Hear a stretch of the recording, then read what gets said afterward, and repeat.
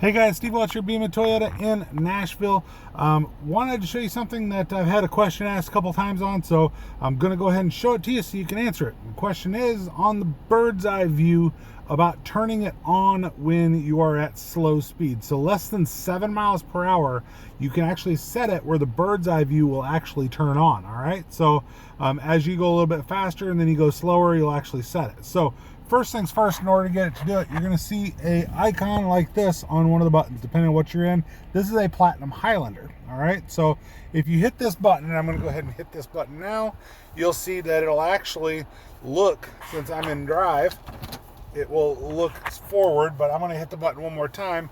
You're going to get this view of all the way around the car, or a different view, and I'll show you both of them. So it just depends on which one of these two you have it set on, right? So if you have it set on the other one, and this is the default one, so this is the one that you'll get normally, where it'll kind of look around the car, it'll come up, and then it'll show a representation of the vehicle, and it will show around the vehicle. And as you move, you'd be able to see, when you're in the setting, as you move, you'd be able to see things around the car. So I'm going to show you how to get there, all right? So, and if I hit the button again, it shuts off, right? So here's what we're going to do. I'm going to put us in drive, all right? So I've got us in drive down here, right? Once you're in drive, hit that button again. Now, while that's there, hit this auto, all right? And then what you'll notice is as you go forward, as soon as you cross 7 miles an hour, it'll go back off. Once you slow back down below 7, it will actually come back on. If you go in reverse, now you're going to get your backup camera. You're going to get your view around the car to the right side. Like I said, if it's not the Highlander and you have the smaller screen, it would just look a little bit smaller, but it's the same thing. Now, as you see, I'm back and forward, and I've got the auto on here, so it's going to always turn this on until I hit that 7 miles per hour, which you'll see over there. I hit 7, and there you go, right? Come back down, get a little bit below there, and there you go. So see, now below 7 and back up. We'll show you one more time. So it'll do this every time, all right? Now, if I was to click this off, right? So now I'll get back above 7 here, right? And then I'm going to turn, and I'm just on a little stretch here just because.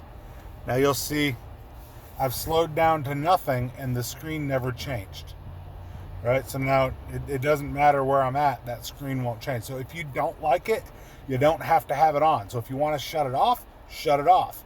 If you want to turn it on, turn it on. I'm going to hit this button on the dash again. Once that's back up, now if I just want to do it this one time, then I can do that, have that on.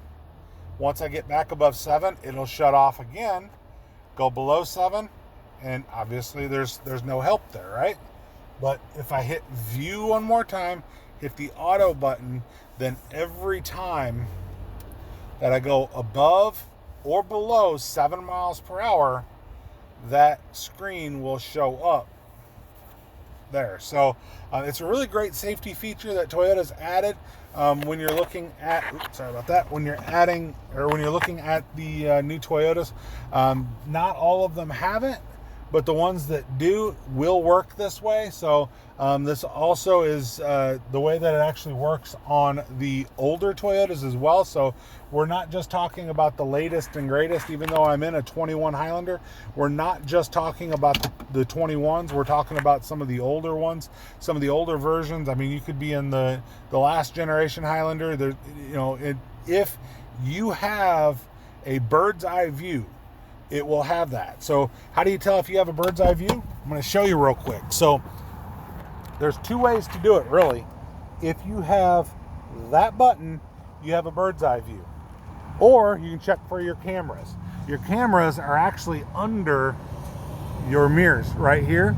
You also will have a camera on your nose.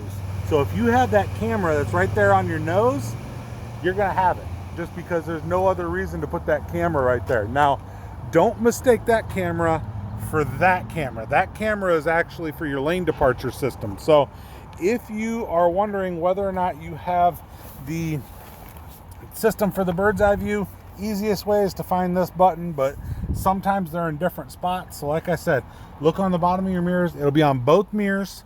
It will be on your dash, or sorry, on your nose of the car, and then it uses your backup camera as the other one. So, and by the way, if you hit this button, you'll see this looks weird because this door is open. So you'll notice right here, you can see the wheel. It's weird, right? So, and you can always tap that, start it, stop it, and that. So you'll see that looks a little strange. If you shut the door, you'll see how that moves, right? So you can see. So that camera being under the mirror is great, you know, and obviously you're not going to be really using the bird's eye while your doors are open. So not a suggestion that you do that. So great features. You can always change. There's different settings and stuff that you can change. You can put a different color on there. You can hit play, right? You can do certain things. If you're in reverse, by the way, with the bird's eye, right? If you're in reverse, you can see your steering angle and all that will be over there, right? You can also, in some of them, hit this and get a panoramic view for the backup, or get a narrower view for the backup. So it's just a really cool feature to be able to do things. Like I said, turn it on, turn it off, hit the buttons. There's some other ones where you can actually hit the button and you can get an additional view. If you want to see what yours does, then definitely hit your button a couple times, see what the button does. Hit these features a couple times, see what the features do. But the main reason for this video, and as you heard at the beginning, is to show you how to turn on the blind spot, excuse me, how to turn on the bird's eye view while you're going slow, so you get that view on the front. So once again, Steve Welch of Beaman Toyota in downtown Nashville. I definitely appreciate you guys. Got a little tickle in my throat there. Excuse me. Definitely appreciate you guys for liking and subscribing. Let me know if you guys have any questions on any of the vehicles. Like I said, this isn't just the Highlander, and it isn't just this generation. So remember that bird's eye view is available on a bunch of Toyota's vehicles. Camrys, Avalons, RAV4s. I mean, there's you can get bird's eye view on a lot of them.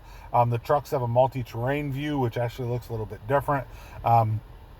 But not all of them, of course, but that's available on the Tacoma. So check that out as well.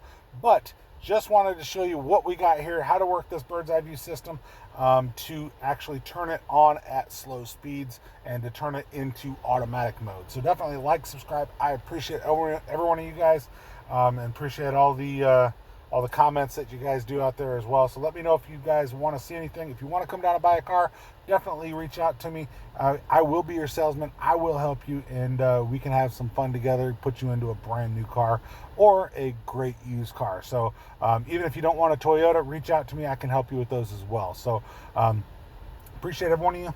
Like, subscribe. Have a great day. And it's a beautiful day in Nashville, and I look forward to helping you guys soon. Steve Welch, Beaman Toyota. You guys have a great one.